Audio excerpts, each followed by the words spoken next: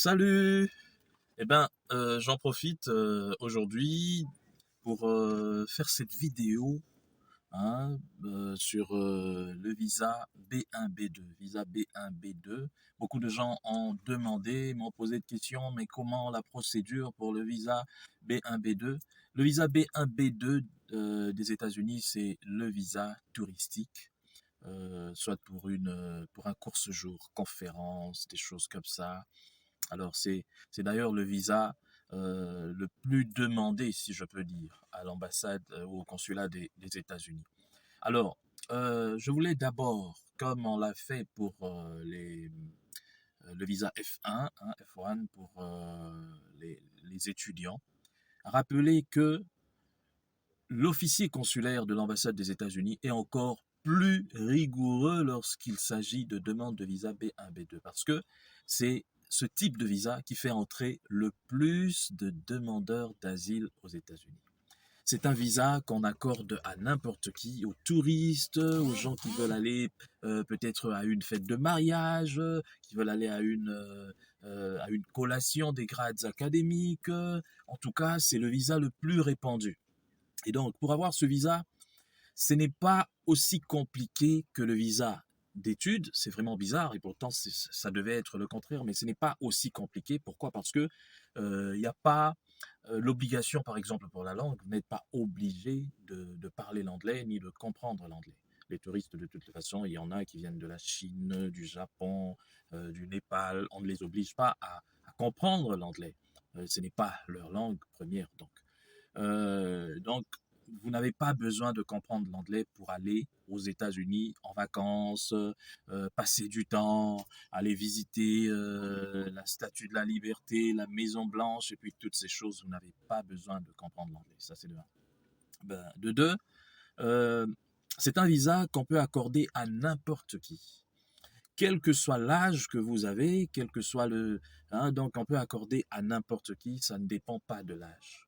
Donc ces deux éléments-là, c'est très important. Maintenant, pour avoir un visa B1 ou B2, B1, B2, c'est comme ça qu'on appelle ça de toutes les façons, B1, B2. Ok. Donc pour avoir ce visa, euh, lorsque vous venez d'un pays qu'on qualifie de pays en voie de développement, nos pays africains par exemple en majorité, c'est vrai qu'il y a des pays où ce visa est peut-être plus, pas très facile, mais c'est quand même plus simple. L'Afrique du Sud avec un passeport sud-africain, avec un passeport peut-être, il n'y a pas beaucoup, botswanais peut-être, avec un passeport de quel pays encore, namibien peut-être, oui. Les ressortissants de ces pays, vous savez, ce sont des pays où il n'y a pas de crise majeure. Ce sont des gens qui n'iront pas aux États-Unis pour demander l'asile politique ou quoi, pour ces réfugiés à cause de la guerre.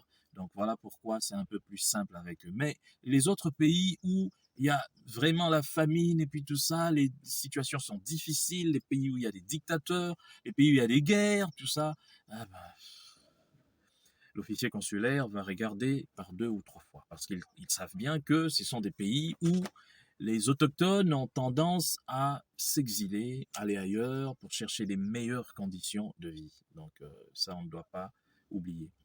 Alors, quelles sont les conditions pour avoir un visa B1, B2? Pour avoir un visa B1, B2, il faut d'abord avoir son passeport, mais ça ne suffit pas parce que les gens pensent que bon, j'ai mon passeport et puis je vais à l'ambassade des États-Unis, je demande un visa pour dire je vais aller visiter la Statue de la Liberté, je vais aller ceci, je vais à un mariage et puis tout ça. C'est bien, vous pouvez avoir une invitation pour un mariage, une invitation pour une manifestation, une cérémonie de graduation, qu'on appelle collation des grades académiques. Mais ça ne suffit pas, l'officier consulaire, il voit, ça c'est la raison de votre voyage, vous voulez aller pour cela. C'est bien, vous avez rempli votre formulaire DS-160, vous avez payé l'équivalence de 185 dollars à la banque, dans le compte de l'ambassade des États-Unis, c'est bien, mais ça ne suffit pas parce que l'officier consulaire a maintenant besoin d'être sûr que vous êtes une personne qui allait entrer aux États-Unis et ressortir. C'est surtout ça. Est-ce qu'après votre séjour, vous allez quitter le sol américain? C'est ça. en place les agents consulaires pour se rassurer de cela. Et surtout pour un visa B1, B2, parce que on vous donne 3 mois de séjour, donc c'est beaucoup. Pendant les 3 mois, beaucoup de choses peuvent se passer. Et 2 fois, vous arrivez à l'aéroport aux États-Unis, on vous ajoute encore 3 mois, donc vous avez 6 mois de visa touristique.